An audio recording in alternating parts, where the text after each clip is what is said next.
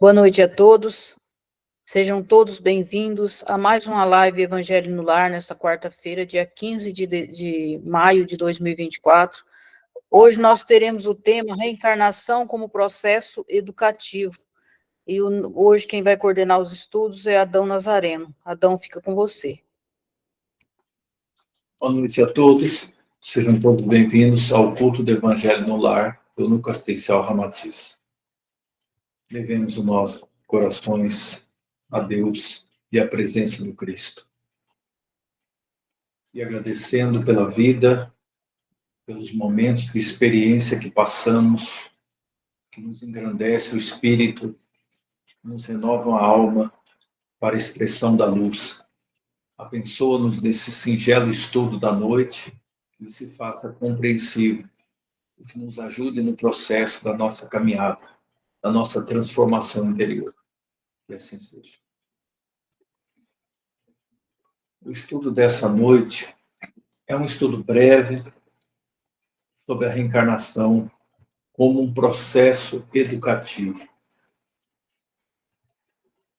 O roteiro que nós vamos apresentar seria a finalidade da reencarnação. Vamos rever esse objetivo. O processo de aprendizado que acontece, o mecanismo, a ação do livre-arbítrio, ou a liberdade de escolha, a lei de causa e efeito, ou lei kármica, os métodos de aprendizagem, provas e expiações. Vamos tentar abordar, nesse curto espaço de tempo, essas etapas relacionadas à reencarnação e seu processo educativo. Finalidade. Reencarna-se para aprender, educar-se, crescer a partir de novos elementos, de uma nova oportunidade, num novo ambiente, onde se possa construir ou reconstruir sua própria elevação espiritual. Então, a reencarnação ela tem uma finalidade educativa, acima de tudo. Aprendizado, evolução de consciência, mas fundamentalmente como uma oportunidade de aprendizado. No lento processo do despertar da consciência divina. E quando reencarnamos, pelo menos nos estágios em que nos encontramos na Terra, ou em planetas, mundos semelhantes, temos o esquecimento temporário das experiências anteriores para que haja um efetivo recomeço.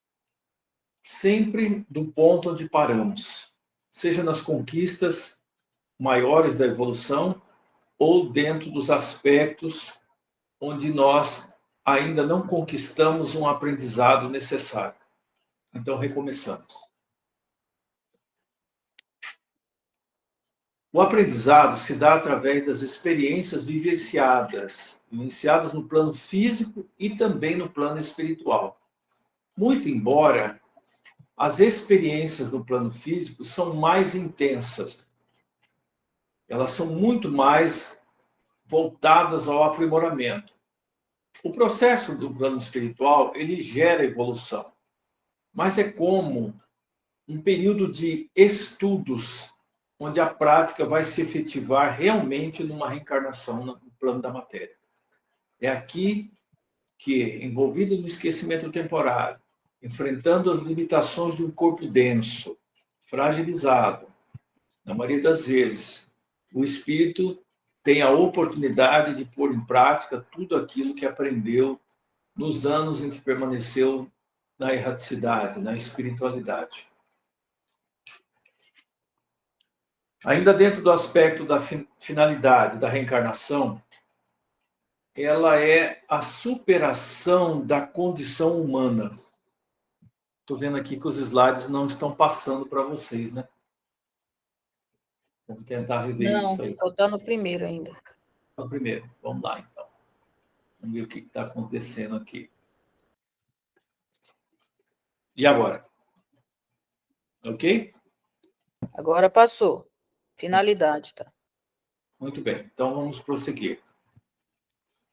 É a superação da condição humana através das reencarnações na Terra e em outros mundos habitados para atingir a espiritualidade através do conhecimento das leis de Deus. Superação da condição humana.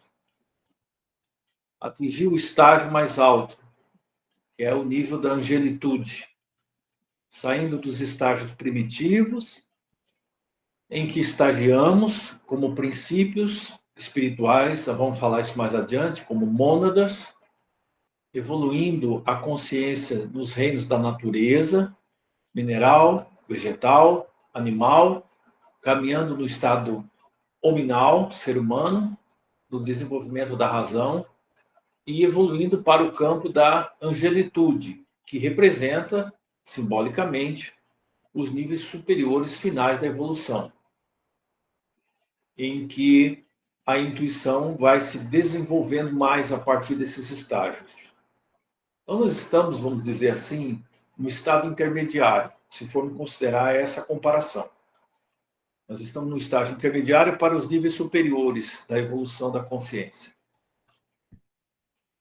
A finalidade também é promover a evolução através da transformação moral e espiritual. As reencarnações são os degraus pelos quais o ser se eleva e progride.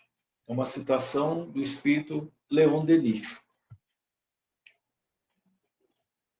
Qual seria o seu processo? A justiça se processa de forma a educar o espírito, não puni-lo. Esse conceito precisa ser bem entendido. A justiça divina não é punitiva. Ela não é punitiva. Ela é amorosa, ela é misericordiosa. Quem se pune é o próprio espírito. Ele é o gerador dos seus sofrimentos. As leis divinas não vão sofrer mudanças. Elas são permanentes, eternas, imutáveis. Nós é que, durante o processo, vamos aprendendo a entrar em harmonia com as leis divinas. Podemos passar por um longo período de estacionamento, uma estagnação que pode demorar bastante tempo no campo da nossa cronologia terrestre. Mas, em algum momento, o espírito ele vai retornar ao seu caminho evolutivo. Esse estacionamento é qualificado por um nível de ignorância das leis divinas, no sentido da experiência real, porque, teoricamente, o espírito tem isso na consciência. Ele não vivencia. Em que o processo dos estágios da maldade caracterizam as suas existências e os seus períodos na erraticidade, que seria o intervalo entre uma reencarnação e outra. Esse é qualificado como um período de estacionamento.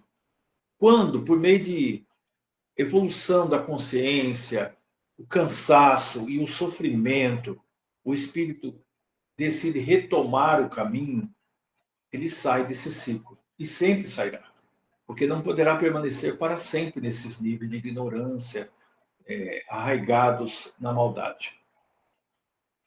Então a justiça se processa de forma a educar o espírito, não puni-lo.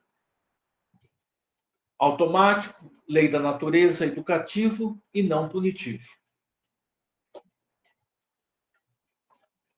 Qual seria o mecanismo? A reencarnação é um mecanismo usado no processo da evolução da humanidade.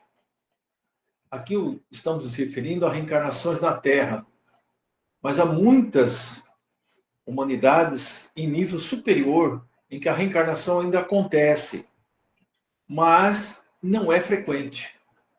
O processo é diferenciado em relação aos mundos como o nosso, onde as reencarnações elas são necessárias, elas são curtas no tempo, ponto de vista do tempo eterno, tempo sideral, e à medida que o espírito vai evoluindo no sentido de reconhecer-se como participante da própria divindade, no seu estado de união e reconexão com a divindade, ele vai desprendendo-se mais da matéria e ele vai reencarnando cada vez menos. Ele vai passando mais tempo na condição da espiritualidade, na espiritualidade, e menos tempo numa reencarnação física. E chega um momento que ele reencarna por escolha própria, não mais por impositivos de reparação. Ele já está num patamar de compreensão, evolução de consciência, em que ele reencarna para cumprir missões designadas ou por escolha própria. A reencarnação é um mecanismo usado no processo da evolução da humanidade. Nenhum ser humano estará isento do processo de educação, porque este é o objetivo fundamental da reencarnação. O mecanismo de aprendizado pode ocorrer na mesma existência. Pode dar-se após várias encarnações. No começo, é necessário muitas encarnações para consolidar um aprendizado. Com o passar do tempo, o espírito ele atinge esse aprendizado numa única existência. Ele atinge essa programação que ele mesmo estabeleceu, orientado por espíritos superiores, e ele consegue vencer numa única existência o processo educativo. Às vezes, há a necessidade de se reunirem pessoas várias num processo. Por exemplo, uma nação, uma família imensa, reúne-se para o mesmo processo educativo. Às vezes, são reencarnações muito dolorosas. Outras vezes, são reencarnações de muito trabalho no bem, abnegação, conhecimento, experiências em comum que irão gerar crescimento para todos esses grupos de espíritos. Vamos analisar a questão do processo de aprendizado de uma reencarnação. Primeiro, nós temos que entender realmente que a reencarnação é um processo educativo, não é punitivo. Porque quando falamos de reencarnação, nós normalmente nos situamos na questão do sofrimento. É natural que as reencarnações da Terra sejam marcadas por sofrimento. É generalizado. Os espíritos dizem que estar encarnado aqui já é um sofrimento. Por quê? Porque você está limitado. É como uma prisão temporária. Não pode expressar toda a sua inteligência, seus talentos. O corpo físico ele é denso, ele está sujeito a muitas vicissitudes. Nós enfrentamos aqui as intempéries do clima de um planeta de terceira dimensão, como é a Terra. Então, não há um estado de liberdade plena. Então, em todos os sentidos, já é um sofrimento, mas não devemos entender exatamente por esse nível. Tudo isso é para a educação da alma. É crescimento do espírito. Precisamos nos desligar das ideias punitivas, observando que o aprendizado é dinâmico e não está envolvido a uma mesma exposição de experiências. Muitas vezes, o espírito ele reencarna e ele vai espiar o passado durante algum tempo da encarnação dele. Vamos usar o termo karma. O karma pode terminar antes da encarnação acabar. E aí vocês podem questionar, mas e aí? Vejam como a nossa visão é presa na questão do karma. Se o karma negativo, de sofrimento, de lutas, terminou, vamos dizer, na metade da existência, daí para frente ele está livre daquele processo todo. A não ser que ele crie novas situações, pela lei de ação e reação ou lei kármica. Fora isso, ele pode efetivamente seguir adiante a partir dali. E isso não é incomum. O espírito está sempre começando a partir de onde ele parou. Ele pode não se desenvolver muito, mas ele não regride. Isso é importante. Essa questão é feita por Allan Kardec e a resposta vem no Livro dos Espíritos. Não há retrocesso. O espírito não regride nas suas conquistas evolutivas. Ele pode estacionar. Ele pode não querer melhorar ou permanecer nos estágios de ignorância, avesso, rebelde com as leis divinas, mas ele não regride. Ou seja, o que ele conquistou permanecerá como sua bagagem. Agora, dentro do processo do aprendizado, nós temos a questão do esquecimento. A bênção do esquecimento. Sim, é uma bênção, porque senão nós reencarnaríamos numa família e relembrando o que aquelas pessoas nos fizeram em vidas passadas ou o que causamos a elas. Seria torturante. Seria muito difícil um aprendizado.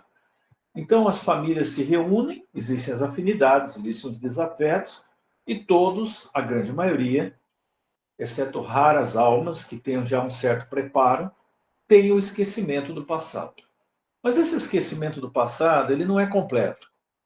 Por que não é? Porque é necessário que a alma reviva periodicamente, durante a existência, as situações que causou a si mesma e aos outros.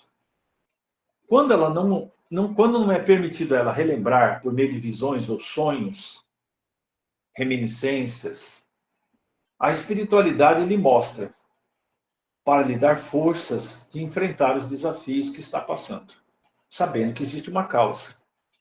Quando há essa consciência do espírito, é permitida essa relembrança, vamos assim dizer, essa memorização do passado.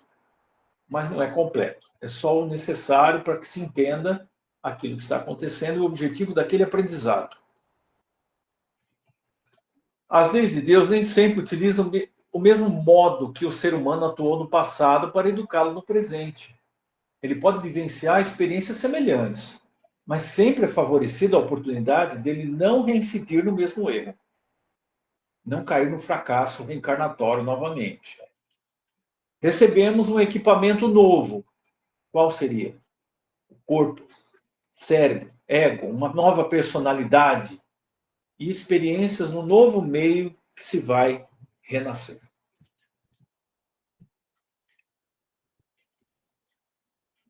O mecanismo de aprendizado pode ocorrer na mesma existência, como também pode dar-se após várias encarnações. Às vezes, a necessidade de se reunirem pessoas várias num processo único, que poderá levar décadas ou séculos.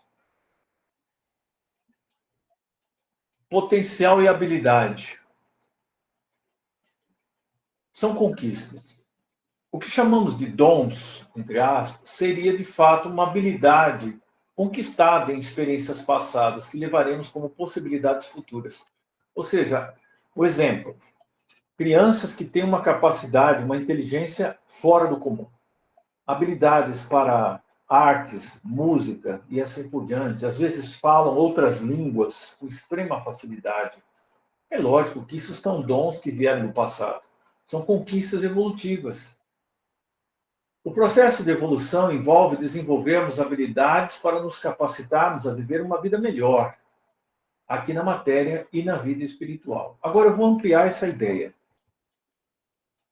Desenvolver habilidade para nos capacitarmos a viver uma vida melhor, seja aqui no corpo ou quando estiver na espiritualidade. Na realidade, o objetivo fundamental de uma reencarnação é o espírito despertar a consciência divina. A expressão de Deus dentro de si mesmo.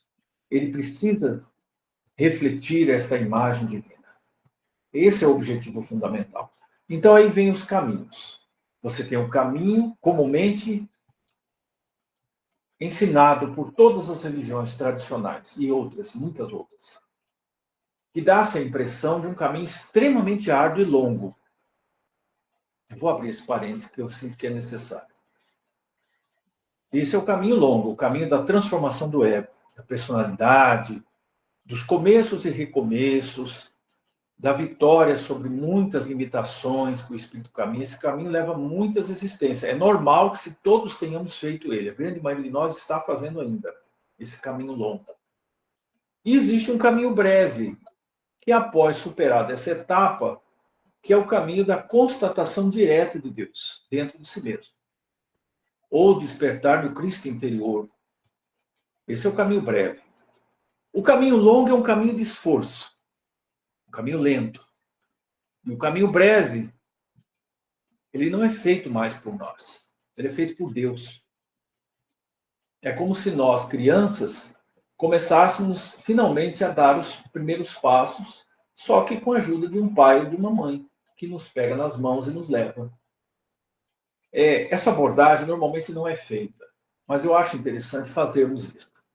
Isso sim, quem está entrando no caminho breve, ou sente que já está nele, não deve mais retornar ao anterior. deve avançar na busca do despertar da consciência, cada vez mais. Seja por uma vida equilibrada, pelas práticas da meditação, pela devoção a Deus e ao semelhante, mas se já sente estar nesse caminho, é um caminho de autoentrega, não é mais um caminho de lutas íntimas. Mas se sente que ainda há questões íntimas mal solucionadas, que precisam ser equacionadas e trabalhadas dentro dos princípios do Evangelho, da religião, da doutrina espírita, no nosso caso, deve prosseguir ainda nele. Não chegou a hora de fazer o início do caminho breve. É só um comentário que eu penso que é necessário fazermos aqui. Aqui é uma brincadeira, né? Uma charge. Livre-arbítrio. Eu te dou livre-arbítrio, Adão, mas não sou eu que estou ali. Eu te dou essa maçã. Você sabe o que é livre-arbítrio, Adão? Não. Ele comendo a maçã pergunta, o que é? O livre-arbítrio é uma conquista evolutiva, aprendendo que mais do que se fazer o que se quer, consiste em fazer o que se deve. Sim, o livre-arbítrio é a liberdade de escolha que a divindade nos deu. Então nós passamos a ter méritos nas nossas escolhas boas e aprender com as consequências, mas não há punição, com as nossas escolhas erradas ou equivocadas. Mas o livre-arbítrio, ele tem a dimensão da capacidade de evolução da alma. É como se eu dissesse a vocês assim. O pai chega e diz para a criança assim, você pode fazer o que você quer aqui dentro desse quarto, mas fora daqui, não. Então, nós estamos nessa condição. A bondade divina nos situou, mas nos deu liberdade dentro de um limite. Se extrapolarmos esse limite, poderíamos causar muitos problemas a nós e aos outros.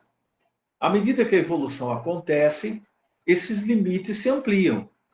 A capacidade do livre-arbítrio aumenta, até que chega um ponto em que esse livre-arbítrio desaparece. O que eu quero dizer com isso? Não entendam de forma equivocada. O espírito escolhe definitivamente cumprir só a vontade de Deus. Um exemplo disso é Jesus. Ainda falando de livre-arbítrio, no estágio do instinto, que é um dos primeiros estágios da evolução humana, da consciência humana em evolução, seu uso é limitado, é muito limitado. Porque não existe ainda a razão. O discernimento não se desenvolveu, pois age movido por impulsos primitivos. À medida que o ser se desenvolve, transpõe as fronteiras do instinto ao caminho da razão. Milhares de anos entre um nível e outro, capacitando-se a usar o livre-arbítrio de uma forma mais ampla, mas não ainda definitiva. Ainda há caminhos a serem trilhados para usar plenamente esse livre-arbítrio. Até que chega ao ponto em que se transcende o livre-arbítrio. É a fase que o espírito se entrega completamente a Deus. Possibilidades de fazer escolhas. A escolha da reencarnação pode ser inconsciente ou consciente. Quando ela é inconsciente, o espírito colhe, sem prévia concordância ou conhecimento. É aquelas chamadas reencarnações compulsórias. O espírito está num estado tal de decadência moral, evolutiva, que os espíritos superiores o reencarnam. Ele não teve possibilidade de escolher. É como se fosse um doente gravíssimo, que não tem condições de ele escolher o local e como ele quer ser tratado. A situação é grave, então exige uma medida urgente. São as reencarnações compulsórias. E a escolha pode ser consciente. De acordo com a sua evolução, ele pode fazer parte de algumas escolhas na sua programação reencarnatória. Uma reencarnação não acontece rapidamente. Na maioria das vezes, a programação leva anos. Isso é estudado, é preparado, o planejamento muito cuidadosamente definido, programação familiar, condições do corpo físico futuro, planejamento desse corpo físico, possibilidades de doenças genéticas ou predisposições a determinados problemas mentais, e físicos, e assim por diante. São várias situações. É programado também as oportunidades de uma ascensão para o espírito. É o momento em que ele vai receber conhecimentos que vão impulsionar a sua evolução, fazer o que ele chama, vou usar um termo, alavancagem na evolução desse espírito, que ele deve aproveitar ao máximo. O conhecimento da espírita, por exemplo, foi uma grande possibilidade que recebemos. Muito grande, que temos que fazer um bom uso para impulsionar o nosso crescimento. E assim por diante. Lei de causa e efeito. Tudo que realizamos na vida, em palavras, pensamentos e atitudes, gera uma energia correspondente. Allan Kardec adota a lei de causa e efeito em detrimento à palavra karma. Ele não usa a palavra karma, mas o significado é o mesmo. Ali atrás nós temos uma figura da física, né? As forças, uma ação e uma reação. Forças de mesma intensidade, direção e sentidos opostos, quando se chocam um objeto com outro. É uma lei física. Dentro da lei de causa e efeito, é importante entendermos o seguinte: a liberdade de decidir e agir existe antes da ação ser executada. Então, antes de eu fazer algo, eu tenho essa liberdade de decidir. Mas alguém decidiu por mim. Não. Você pensou, você tomou decisões, você falou ou você agiu, ou ambas as coisas. E isso gera uma reação positiva ou uma reação negativa, de sofrimento sobre você mesmo. Essa lei, ela age o tempo inteiro, o tempo todo. Todas as vezes que eu penso alguma coisa, eu já comecei a criar algo. É instantâneo. Isso explica por que ainda permanecemos presos a desarmonias espirituais, doenças, vícios, hábitos infelizes. Por conta disso, a falta de atenção com o que estamos criando o tempo inteiro. Existe um princípio dentro da meditação tibetana que se chama atenção plena, atenção total. É uma forma de meditação. É uma forma de você atingir a consciência de Deus. Uma das formas. Tem muitos caminhos para isso. E aí se diferencia um outro aspecto que tem que caminhar junto da atenção plena, chamado introspecção. Então, você mantém o foco na atenção e, ao mesmo tempo, a introspecção. O que seria isso? A capacidade de você observar como que a sua mente está trabalhando e como que o seu corpo se situa no processo da atenção plena no dia a dia. Então, é atenção e introspecção. Seria isso. Então, quando se começa a fazer essas coisas, o espírito começa a ter mais cuidado com o que pensa, com o que ele vai criar. E aí a vida do ser começa a mudar completamente para melhor. É, como poderíamos dizer, uma guinada, uma volta de 180 graus na evolução da alma, quando ela começa a fazer esses trabalhos internos. Posto em movimento, o agente perde-se aos efeitos das causas que gerou. Quando eu pensei, eu já criei algo, eu já posso aguardar os efeitos disso, porque eu gerei uma causa. Entrando em cena a lei de causa e efeito. As escolhas devem respeitar a zona fronteiriça do próximo, ou seja, eu tenho que respeitar a liberdade do outro. O outro está evoluindo, ele precisa também fazer escolhas. Podemos orientar, mas não podemos escolher por eles, tomar decisões por eles.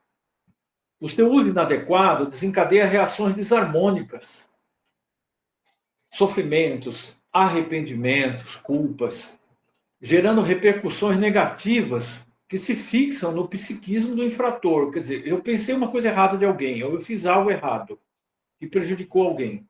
Aquilo vai gerar uma repercussão dentro de mim, que vai, uma hora, exigir uma necessidade de uma mudança minha, uma mudança de proceder.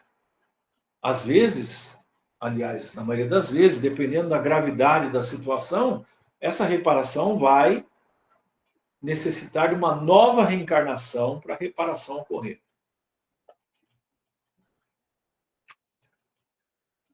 Quais seriam os métodos de aprendizagem? Vamos lá. Através de que situações nós somos desafiados durante uma existência, uma encarnação? Aí entra a questão das provas e expiações. O que são provas? Ali em cima tem uma frase. Você é o criador do seu próprio destino. Mas é interessante como nós ignoramos isso. E culpamos as situações, mas não compreendemos que nós somos a causa. Nós geramos a causa. A prova, o sinônimo de aprendizado, desafio para o espírito, é o teste. Você está aprendendo e amanhã, ou depois de amanhã, ou logo em seguida este estudo aqui, nós vamos passar pelas provas, pelo teste, diante do que aprendemos. Qual a diferença? A prova é de curta duração. Ela nunca é longa. Podemos passar pelas mesmas provas durante uma existência? Podemos, se não aprendemos as lições correspondentes a cada uma delas. Emmanuel diz o seguinte: as provas sempre existirão, mesmo para espíritos superiores. Vejam vocês, olha, mesmo para espíritos superiores, são desafios evolutivos, porque eles, mesmo atingindo um estágio de elevação, não atingiram a perfeição ainda. Então, eles têm desafios evolutivos. Eles querem atingir novos níveis, novos patamares evolutivos. Cada nova existência é uma prova para o espírito.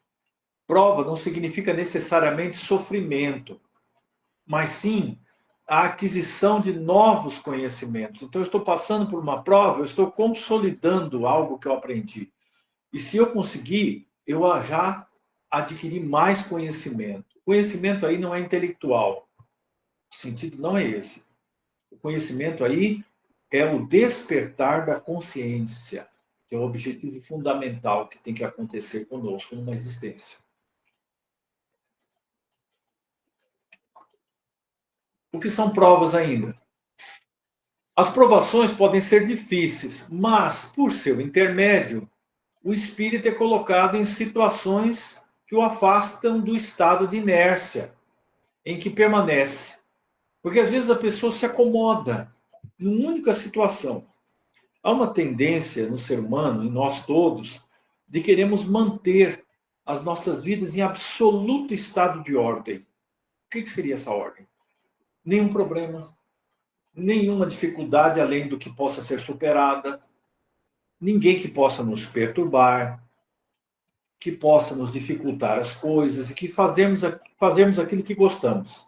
Mas esse estado de ordem não é real. Isso é apenas uma questão mental. A mente que está em desordem, ela quer ordem. Então ela começa a colocar tudo no lugar. E logo em seguida surge um fato, uma pessoa, uma situação que coloca esse estado ilusório de ordem em desarmonia. E nós recomeçamos. Aí o que acontece conosco? Nós reagimos. A reação é o sofrimento. Em vez de aprender com a lição e entender o porquê da possível mudança que está acontecendo na nossa vida, nós reagimos. A reação é o sofrimento. Voltando. As provações podem ser difíceis, mas por seu intermédio, o espírito é colocado em situações que o afastam do estado de inércia em que permanece, proporcionando-lhe oportunidades para que ele possa trabalhar a melhoria das suas atuais condições de vida. Porque ele não pode permanecer estacionado. Tem que evoluir. Tem que aproveitar as bênçãos do corpo físico e do tempo. Porque uma encarnação é muito curta. Passa muito rápido a experiência na Terra. Agora sim, as expiações. A expiação, contudo, representa uma contenção temporária da liberdade individual, necessária à reeducação do espírito, que, melhor utilizando o livre-arbítrio, reajusta-se às determinações das leis divinas. Vamos dar um exemplo. A pessoa nasce, por exemplo, com uma deficiência visual ou um problema mental. Isso é expiação. E para os pais, é prova. Para o espírito, expiação. Ele está tendo uma contenção temporária da sua liberdade. Por quê? Se ele tem uma doença mental ou algum distúrbio psíquico, ele não está podendo usar totalmente a sua inteligência. Vou dar esse exemplo. Porque no passado usou para o mal. Para o poder, para enganar, para seduzir, desequilibrar. Então ele veio com essa contenção temporária. No momento em que ele tenta sair da linha e retornar ao que ele era, a doença vai retê-lo. E muitas vezes nasce sem possibilidade de fazer muitas coisas num corpo deficiente. É uma retenção temporária de liberdade. Na verdade, ele está tendo a chance de refletir. O espírito precisa refletir. Ele precisa reeducar-se para depois retornar ao estado natural. Isso é uma expiação. Nas expiações, o espírito vê-se colocado prisioneiro das ações cometidas pelo uso indevido do livre-arbítrio, para que não se prejudique mais. Então é retida a liberdade dele, porque se der novamente a mesma liberdade, por despreparo moral, ele vai cometer os mesmos erros, fazer as mesmas coisas que levaram ele a um estado de queda moral e espiritual. Para que não prejudique mais, renasce sob processo de contenção, que obviamente produzem sofrimentos. Afinal de contas, ele não está em estado de liberdade. Sobretudo, se o ser espiritual ainda não consegue apreender o valor da dor como instrumento de educação e cura espiritual. Agora vem outra questão. A dor, ela não é o único mecanismo para promover a educação e cura do espírito. Mas é o recurso final, quando não se aprendeu pelos caminhos do amor. Isso tem que ficar bem claro, bem explicado, porque, do contrário, nós generalizamos que o único caminho é pelo sofrimento para a evolução da consciência. Não, necessariamente não. Mas, em linhas gerais, todos na Terra encarnados sofremos. Em grau maior ou menor. Então, estar aqui reencarnado já é uma forma de sofrimento, porque nós não estamos desfrutando de liberdade plena. O arrependimento é o elemento chave para liberar o espírito das provações dolorosas e das expiações. Veja, mas o arrependimento seria a primeira porta que estamos abrindo. Eu preciso ainda reparar. E reparando os meus erros, eu finalmente estou livre. Isso é estudado nessa obra excepcional, O Céu e o Inferno, de Allan Kardec. Arrependimento, expiação e reparação são as três condições necessárias para apagar os traços de uma falta e suas consequências. Só a reparação pode anular o efeito, destruindo-lhe a causa. Então, eu anulo o efeito e elimino a causa. Então, eu estou livre. É o fim. A reparação consiste em fazer o bem a quem se havia feito mal. Isso é importante. A grande dificuldade aqui é que esse arrependimento pode levar muito tempo para ocorrer. Séculos, às vezes. O espírito precisa passar por muitas fases para ele chegar a arrepender-se do que praticou. Mas quando o arrependimento acontece, é o começo de um processo que finalmente vai levá-lo à libertação. Quem não repara os seus, achar-se-á numa existência posterior em contato com as mesmas pessoas a quem prejudicou e em condições voluntariamente escolhidas, de modo a demonstrar-lhes o seu devotamento, a fazer-lhes tanto bem quanto mal lhes tenha feito. Então a pessoa às vezes se submete a viver uma existência com aquela pessoa que ela prejudicou, numa existência até de servir aquela pessoa, ou aquela comunidade. E então ela vai reparar o mal que causou.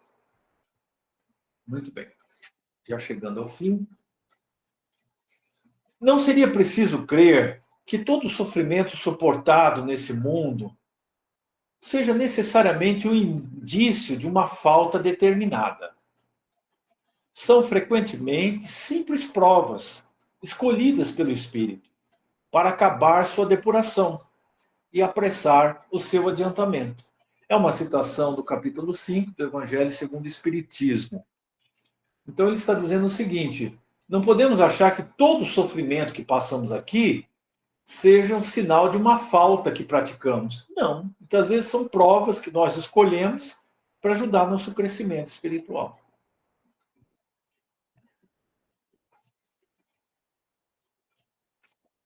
E aí a bibliografia, as obras que foram citadas aqui, era isso. Agora vamos deixar aberto a quem queira comentar, questionar. Muito obrigado.